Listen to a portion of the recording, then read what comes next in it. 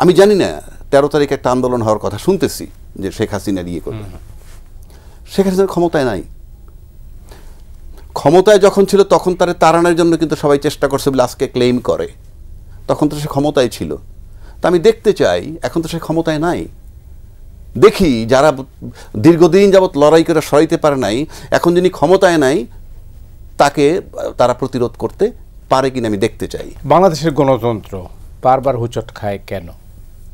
এটা হলো প্রথম লাইন। কেউ কেউ বলেন গণতন্ত্রই আসে নাই, হুচট খাবে কি? আমরা কি এই অবস্থায় ছিলাম বা আছি? 24-এর অভ্যুত্থানের পর আমাদের দৃঢ় ধারণা ছিল, আমরা বিশ্বাস করেছিলাম যে হয়তোবা এবার গণতন্ত্র হাতছাড়া হবে না। কিন্তু আমরা এখন যা দেখছি তাতে আমরা খুব হতাশ, সারা দেশের মানুষও হতাশ। আমরা হতাশ হতে চাই না, আমরা চাই যে একটা পরিবর্তন হোক, একটা শান্তির বার্তা বয়ে আসুক। আপনি নিশ্চয়ই লক্ষ্য করেছেন আজকে কাগজে হেডলাইন হলো সংঘাত না শান্তি। এখন কোন পথে যাব আমরা? সংঘাত কি অনিবার্য? একটা রাষ্ট্রে গণতন্ত্র থাকার পূর্ব শর্তই হলেই দেশটা রাষ্ট্র কিনা। আপনি তো দেশটাকে আগে রাষ্ট্র করতে হবে। মানে আপনি অতীত বর্তমান যাই ধরুন, আমি যদি সিম্পল, আমি কোনো সরকারকে দোষারোপ করছি না, আমার দেশে যে ঘটনাগুলো ঘটে গেছে তার আলোকে। আমার দেশে 10টা কষ্টের ঘটনা ঘটছে।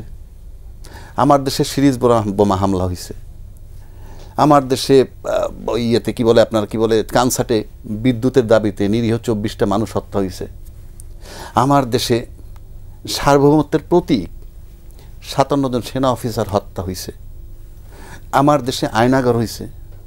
আমার দেশে শাপলা চত্বরে শত শত লোক মারা গেছে। আমার দেশে ক্রস ফায়ারে লোক মারা যায়। এই যে ঘটনাগুলো, এটা একটা সার্বভৌম দেশে থাকে কিনা? মানে দেশটা যদি রাষ্ট্র হয় তাহলে কি এগুলো থাকে?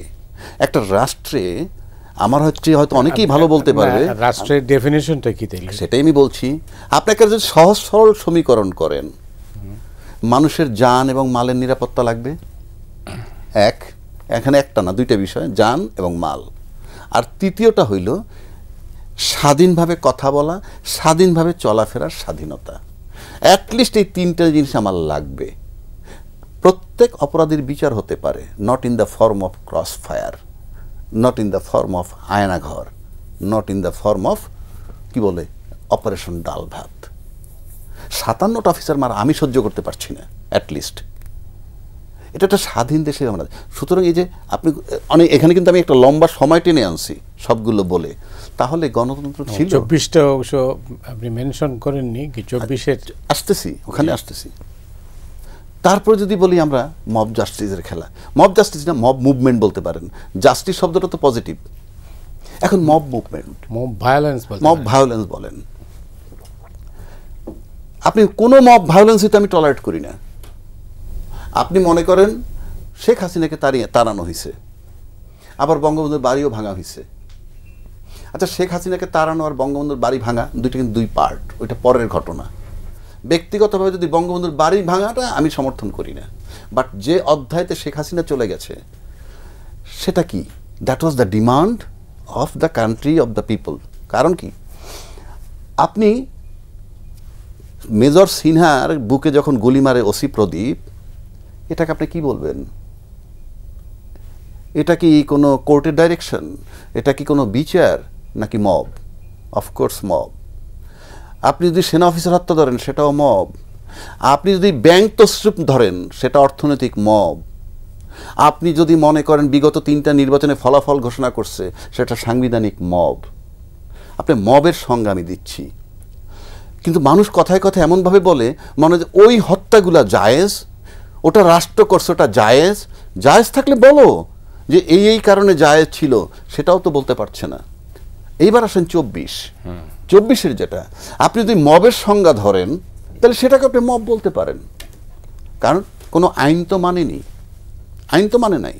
তাহলে আপনি ওই মবটা যদি না হইতো তাহলে প্রিভিয়াস যে মবগুলোর কথা বললাম সেটা 2029 সাল পর্যন্ত চলমান থাকতো। কেননা গত 16 বছরে কিন্তু জঙ্গি দমন করা হয়েছে। তার মানে এখনো থাকলে জঙ্গি দমন চলতো। গত 16 বছর যাবত ইয়াবা নিয়ন্ত্রণ করা হইতেছিল, ওটা এখনো 29 পর্যন্ত করতো। সেই অর্থে এখন ওইগুলা বন্ধ করার জন্য যে মবটা হইছে সেটাকে আপনি টু সাম এক্সটেন্ট আমার বিবেচনায় মব জাস্টিস। কেন? That was the demand of the people. সে কারণে আমি বলছি, আমি এটার বৈধতা দিচ্ছি না, বাট এটা প্রয়োজন ছিল। এবং এই ধরনের যে ঘটনা, এটা যখন মানুষ অ্যাকসেপ্ট করে, এবং সবাই কিন্তু বলতেছে, এখন এমন কোনো দল নাই যে বলে না যে, সবাই কিন্তু বলে আমরা এই আন্দোলনে ছিলাম, এমন কোনো দল নাই। তাইলে ওটাকে যদি আমি মব বলি, তাহলে ওই আন্দোলন সবাই ছিল। বাট এখানে আমার একটা ভিন্ন জাজমেন্ট আছে, সেটা বলি। আমরা জুলাই আন্দোলনের কৃতিত্বটা কিন্তু সবাই নিতে চাই, আমি কারো বিরোধ করছি না। আমি জানি না 13 তারিখে একটা আন্দোলন হওয়ার কথা শুনতেছি যে শেখ হাসিনার ইয়ে করবে।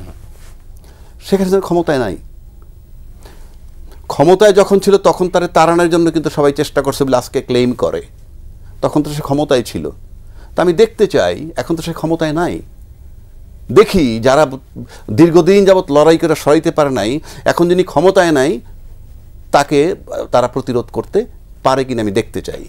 আরেকটা জিনিস, আরেকটা জাজমেন্ট আমি দিচ্ছি, আমরা সবাই যে বলি আমরা জুলাই চেতনা ধারণ করি বা আন্দোলন করছি, এটা কে বলতে পারে? অ্যাকচুয়ালি যেটা বলতে পারবে কি জানেন?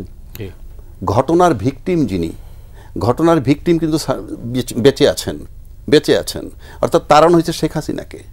অর্থাৎ শেখ হাসিনা একমাত্র উনি বলতে পারবেন পারফেক্টলি যে এই জুলাই চেতনা বা জুলাই নামে আমাকে যে অপসারণ করা হলো, সেখানে নেতৃত্বে কারা ছিল, রোলটা কাদের সবচেয়ে বেশি ছিল। তিনি অবশ্য আজকেই বলেছেন, মানে কি আর কি, ভারতীয় মিডিয়াতে বলছেন যে ক্লিনটন পরিবারের মদতেই ঢাকায় অভ্যুত্থান হয়েছে। ওকে ফাইন, ক্লিনটন পরিবারের মদতে, বাট পরিবার না, কিন্তু পরিবারের লোকগুলো কিন্তু এখানে ফিজিক্যালি কাজ করেনি।